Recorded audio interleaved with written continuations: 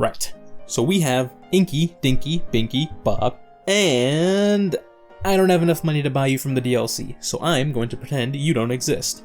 Now, this one's got knives in it. She might proper shiv you if you don't empty the compartments of your pantaloons, bruv. This one throws different kinds of rocks.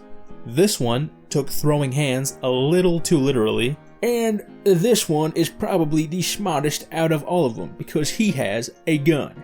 And we all know gun beats rock, paper, scissors, and celestial bodies. Speaking of guns, the algorithm's holding one to my head so I can tell you to like and subscribe. Please help me. Now, every character's also got weapon variants, but I'm a simple guy. I don't really need anything too shiny or fancy and oh my god, his gun gets bigger. Never mind, I'm using the variants. Forget everything I said. And gambits, much like with characters, you'll find one that you really like and you'll continue to use it until you get bored of all the flashing effects that are causing eye damage to you. And I'm well aware that the spells have actual names, but in my head, I've never really called them that, because in my head, they go something like this. Firebird, Fire Shield, Fire Rocks, Fire Wave, Lightning Bolt, Lightning Ball, Lightning Cloud, Poison Ball, Poison Cloud, Poison Shrooms, Ice Ball, Ice Sickles, Ice Ice Baby, and the equivalent of normal type moves in Pokemon. Gotta have an ugly duckling somewhere, I suppose. Now I don't know what kind of powdered sugar the devs were inhaling when they came up with all these abilities, but there is a very long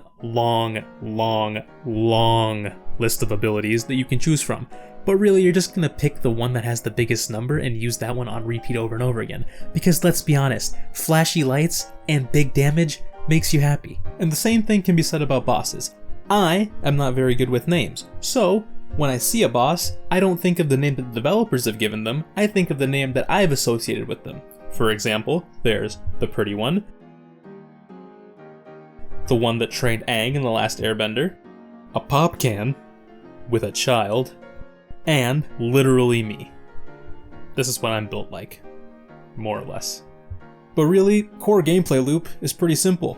Go towards the shiny stuff, pick the stuff with the bigger number, put enough shiny stuff together up until you've got so many shiny stuff on screen that you don't know what's happening. But the enemies are dying, and your health bar is still high. So, you're probably doing alright. Just keep repeating that over and over again until you beat the game. No matter what, every run is going to start out slower than my brain in the morning, but it's going to kick up to the point where you get the sensation of what it feels like to chew pop rocks with your eyelids. Yeah, I think fizzy is probably the best way to describe what it looks like. But don't just take my word for it. Look at these build options. Story. So many saplings. Swords aplenty. And a little over 500 megawatts of electricity.